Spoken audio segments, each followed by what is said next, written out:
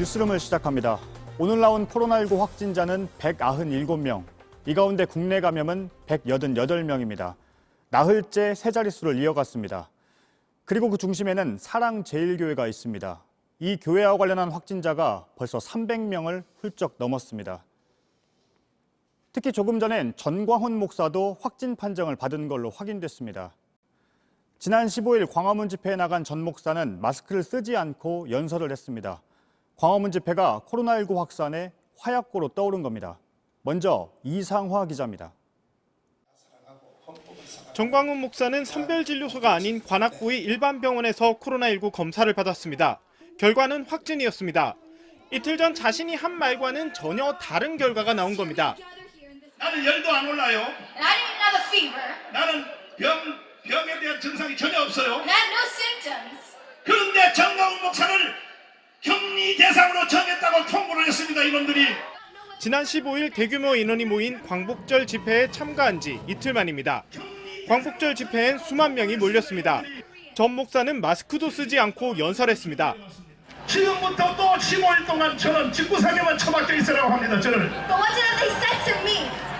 여러분에게 물어보겠습니다. 받아들여야 되겠습니까?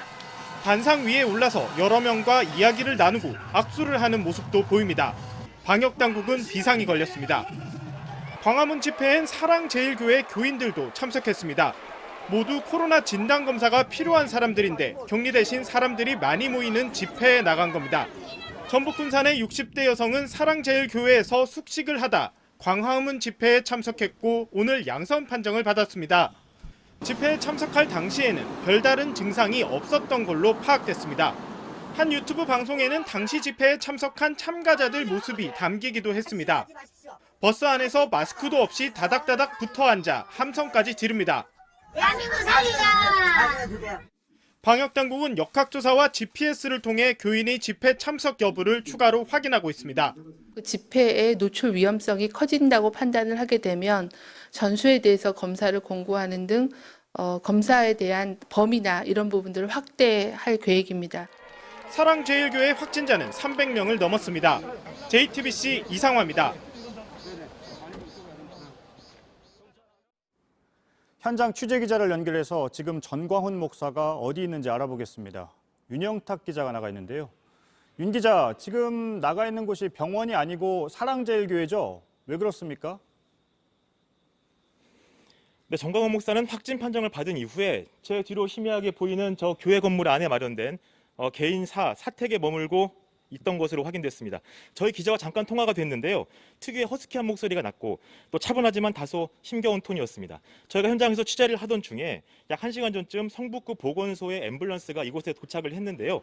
일단은 주변에 모인 주민들이 모여서 어디서 왔냐 등을 물어보고 거칠게 항의를 하자 일단 돌아갔습니다. 하지만 이후에 추가로 확인된 내용을 전해드리면요.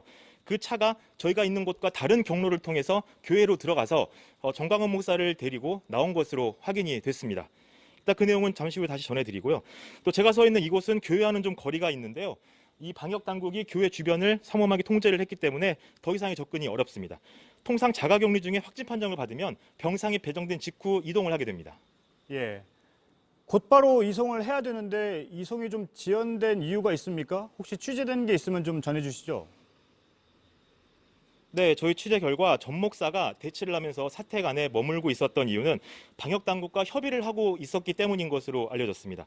본인이 원하는 병원에 가겠다고 했다는 건데요. 현재 확진자가 크게 늘면서 서울시내 병상 여건이 좀 빡빡한 상태입니다.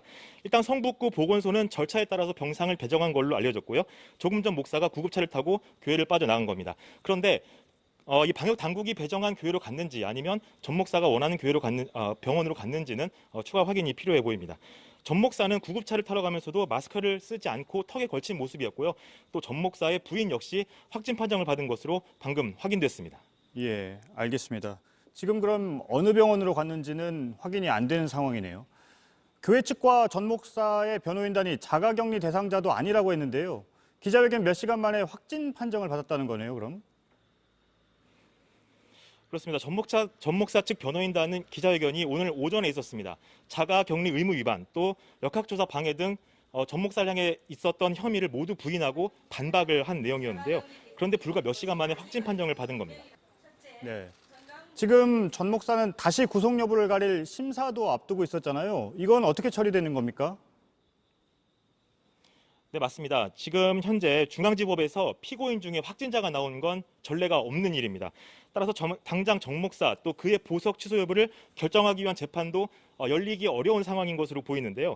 왜냐하면 그동안 피해자가 확진될 경우에는 그 치료가 다 끝난 뒤에야 수사를 이어가기 때문입니다. 법원에 취재를 해보니까 아직 그 어떤 결정을 내릴 검토를 하고 있고 아직 어떤 결정도 내리지 않았다는 답변이 돌아왔습니다. 예, 잘 들었습니다. 윤영탁 기자였습니다. 광화문 집회를 놓고 방역당국은 비상이 걸렸습니다. 저희가 당시 집회 영상을 확인해 보니 전광훈 목사가 밀접해 접촉한 사람만 해도 일일이 세기 어려운 정도였습니다. 송승환 기자입니다. 전광훈 목사는 지난 15일 오후 3시쯤 서울 광화문 광장에 도착했습니다.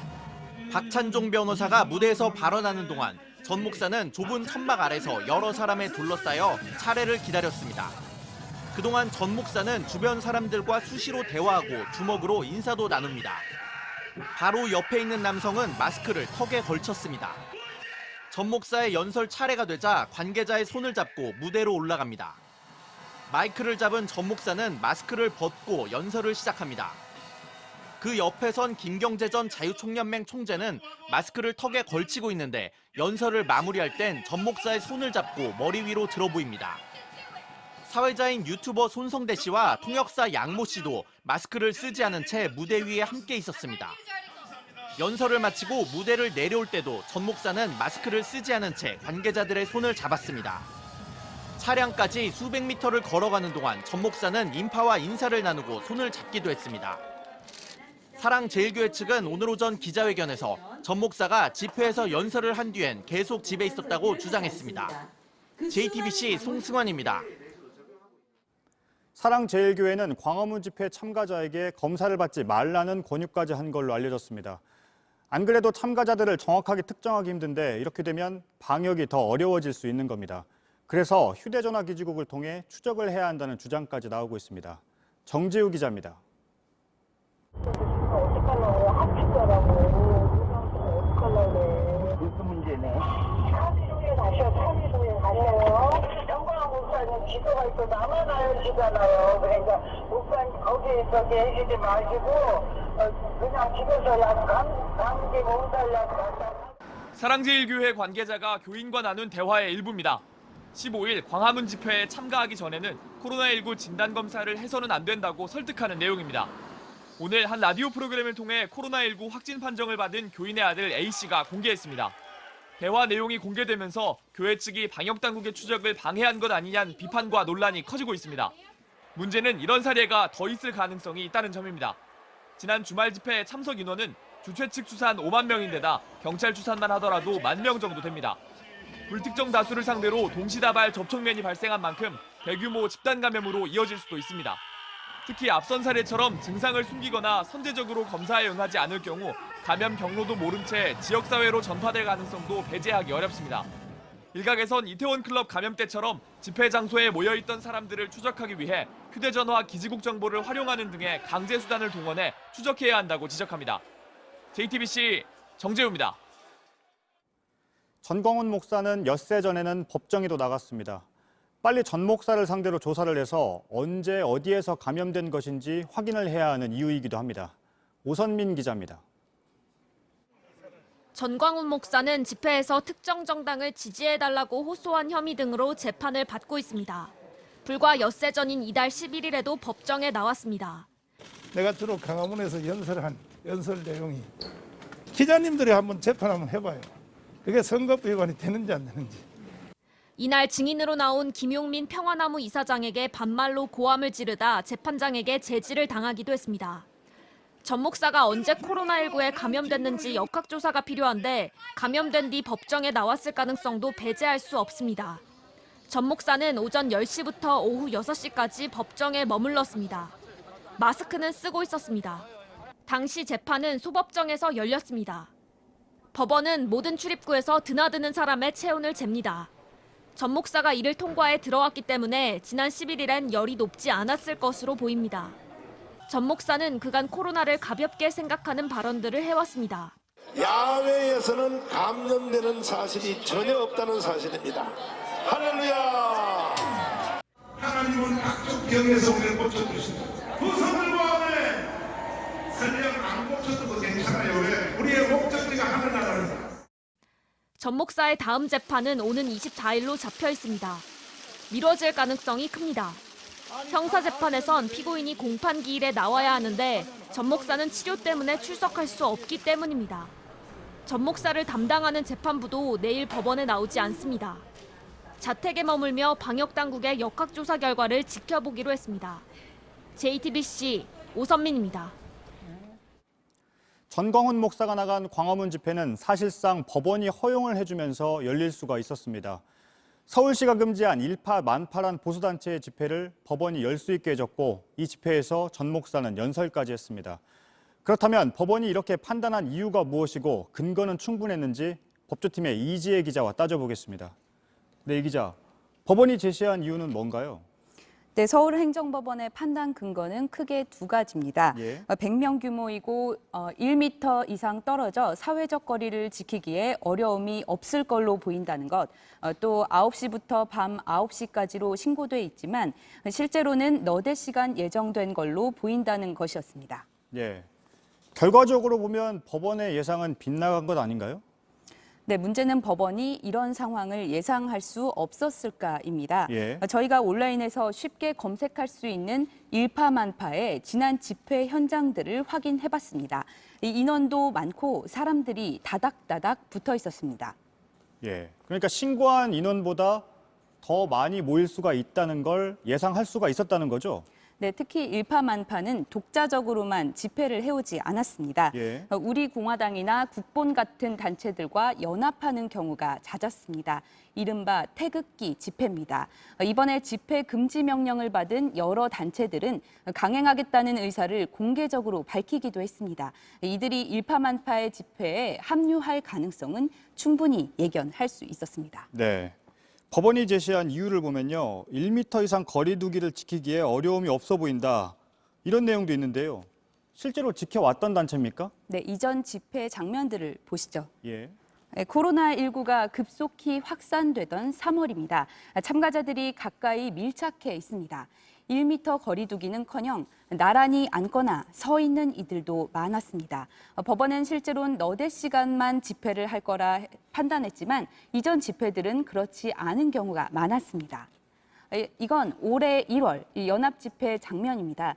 집회 준비부터 마지막 정리까지 한낮에 시작해 저녁에 끝났습니다. 예.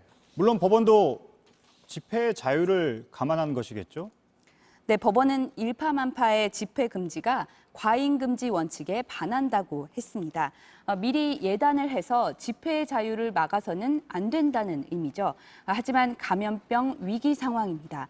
집회에 나와 마이크를 잡았던 전광훈 목사만 감염되는데 그치지 않을 수 있습니다. 법원의 결정으로 열린 집회가 코로나19를 확산시키는 요인이 될 수 있는 상황입니다. 네, 법조팀의 이지혜 기자였습니다. 네, 사랑제일교회는 서울에 있지만 주말이 되면 예배를 보러 전국에서 신도들이 몰려듭니다. 신천지 교회 때보다도 더 빠른 속도로 더 많은 지역으로 감염이 번지고 있습니다. 윤두열 기자입니다. 오늘 낮 12시를 기준으로 사랑제일교회 신도 2,000명이 코로나19 검사를 받았습니다. 이 가운데 319명이 확진돼 16.1%의 양성률을 보였습니다. 대구 신천지 신도들의 양성률 40.7%보다 낮지만 확산 양상이 심상치 않습니다. 신천지 교회의 경우 확진 신도들이 대구에 집중됐는데 이번엔 전국적으로 확진자가 나오고 있습니다. 인천과 경기 지역부터 강원도, 충청도, 경상도와 전라도까지 사랑제일교회발 확진자가 생기고 있습니다. 대부분 교회에서 예배를 보고 간 사람들입니다. 보건당국은 사랑제일교회 예배에 참석한 이들 명단을 지자체에 넘겨 코로나19 검사를 받게 했습니다. 검사를 서둘러 하고 있지만 아직 이 교회 신도와 방문자 4,066명 가운데 1,045명이 연락이 안 되고 있습니다. 광복절 집회도 걱정스럽습니다. 전국에서 모여들었지만 누가 참석했는지 정확히 알기 어렵습니다. 울산시와 전북 등 지자체들은 이 교회나 집회를 다녀온 사람들은 검사를 반드시 받으라고 행정명령을 내렸습니다. 300만 원 이하 벌금과 발생된 피해와 손해에 대한 구상권도 청구될 것입니다. 경북 포항에선 사랑제일교회 예배를 갔다가 확진 판정을 받은 40대 여성이 격리 전 사라졌다가 4시간 만에 붙잡혔습니다. JTBC 윤두열입니다. 네, 방역당국은 사랑제일교회가 냈던 교인 명단, 방문자 명단을 토대로 코로나19 검사를 하고 있습니다. 그런데 이 명단에는 교회와 전혀 상관없는 사람들의 전화번호까지 적혀 있었던 정황이 드러나고 있습니다. 그 교회가 어디에 있는지조차 모르는 사람부터 최근 몇 년 동안 서울에 온 적이 없는 10살 어린이도 들어 있습니다. 이렇게 아무 관련이 없는데 느닷없이 검사받고 격리하란 연락을 받은 시민들도 황당하고 정부의 방역 활동도 차질을 빚고 있습니다. 김지성 기자의 보도입니다. 정모 씨는 어제 보건소로부터 전화 한 통을 받았습니다. 사랑제일교회를 간 적이 없는데 교회 명단에 정 씨 명의의 전화번호가 적혔으니 검사를 받으라는 겁니다. 은평구 보건소인데요. 제일사랑교회 관련해가지고요. 네. 그 교인이셔가지고 저는 전혀 모르는 교회인데요. 자가격리를 하시고 저희 선별진료 받으시는데 경남에 사는 강모 씨도 비슷한 일을 겪었습니다. 10살짜리 딸의 휴대전화 번호가 명단에 있었다는 겁니다. 강 씨 딸은 최근 서울에 간 적이 없습니다. 아니라고 해도 진실인지 아닌지는 판단이 안 되니까 일단 검사부터 무조건 받게. 교인이 아닌데도 검사 통보를 받아 생계를 걱정하는 이도 있습니다. 저 같은 경우는 일용직이고 그 검사를 하면은 당장 자가격리를 해야 하잖아요. 검사 결과 나올 때까지. 방역당국은 사랑제일교회가 낸 4,000명가량의 교인과 방문객 명단을 토대로 진단검사를 하고 있습니다. 하지만 명단엔 교회와 관련 없는 사람들의 전화번호가 섞여 있는 상황이 드러나고 있는 겁니다. 교회 측은 예전 교인들까지 명단에 포함된 것이라고 해명했습니다. 서둘러서 제공하느라고 약 15년 전부터 현재까지 신도로 연락처가 기재된 적이 있는 사람들의 누적된 전체 명단을 모두 당국에 제출하는. 하지만 서울시 관계자는 사랑제일교회가 제출한 명단이 부정확해 행정력 낭비를 일으킨다고 밝혔습니다. JTBC 김지성입니다. 네, 이런 분 한 분이 지금 전화로 연결돼 있습니다. 10살짜리 딸 아이가 사랑제일교회가 낸 명단에 들어있다는 연락을 받은 분입니다. 경남에 살고 계시고요. 이름은 밝히지 않겠습니다. 네, 아버님 나와 계시죠? 예, 안녕하세요. 네, 안녕하십니까. 일단 어제 일요일에 지역 보건소에서 전화를 받으셨다는 건데 뭐라고 하던가요? 예, 저희가 잠깐 외출을 하고 왔는데 갔다 오니까 딸아이 핸드폰으로 부재중 전화가 여러 통이 와 있더라고요. 그래서 일단 제가 확인차 연락을 하니까 양산보건소에서 이제 하는 말이 사랑제일교회 측 명단에서 저희 딸아이 핸드폰 번호가 나와서 그 토대로 이제 통신사 조회를 하니까 저희 딸아이 신원이 나와서 성북구 보건소에서 그 명단을 정리해서 일단 양산보건소로 이제 전달을 했고요. 그래서 그걸 토대로 양산시 보건소에서 저희 딸 폰으로 이제 직접 전화가 온 겁니다. 네, 그래서 이제 따님이 검사를 받으신 거죠? 예, 그 어제 연락을 받고 일단은 검사는 받아야 된다고 해서 그 딸아이를 이제 겨우 달래고 울고불고 하는 거를 애 엄마가 겨우 달래서 이제 검사를 받았고요. 그 검사 받고 오늘 9시쯤에 결과가 나왔는데 그때까지는 이제 집에서 저희끼리 이제 자가격리를 하였습니다. 네, 지금 그러니까 부모님 두 분이나 따님은 사랑제일교회하고는 아무런 연관이 없다는 거죠. 주변에 아는 교인이 있다거나 혹시 최근에 서울에 다녀가신 적이 있다거나 하신 것도 없습니까? 저희가 이제 최근에 이제 서울 갔다 온 지가 벌써 한 4, 5년 정도 되었고요. 네. 그때는 이제 딸이 어차피 폰도 없는 시기라서 딸 폰 번호가 이제 유출될 가능성도 없었고, 사랑제일교회 측은 이제 저희가 이제 최근에 뉴스를 통해서 알게 된 거고요. 네. 이제 저희도 이제 교회를 다닌 적도 없고 이제 교인도 아닙니다. 네, 혹시 이런 사정들을 좀 설명을 하시고 검사를 안 받을 수 있냐 이런 이야기도 좀 해보셨습니까? 처음에는 당연히 그렇게 사정 설명을 했는데 일단 보건소 측에서 당장 할 수 있는 일은 없고 이게 어차피 질병관리본부의 이제 명단으로 이제 들어가 있는 상태이기 때문에 저희 입장에서도 지금 뉴스를 통해서 이 사태 이제 긴급함을 알고 있기 때문에 제가 생각하기에는 일단은 재단 검사를 받는 쪽으로 협조를 하고 네. 그 추후에 이제 이런 문제점에 대해서 문제 제기를 하는 게 나을 것 같아서 일단 검사는 먼저 받았습니다. 네, 그러면 앞으로 혹시 그 교회를 상대로 뭐 어떤 입장을 취하실 계획은 혹시 있으십니까? 예, 뭐 제가 뭐 평범한 40대 가장으로서 뭐 유명한 교회를 상대로 뭐 제가 어떤 액션을 취하기는 어려울 것 같고요.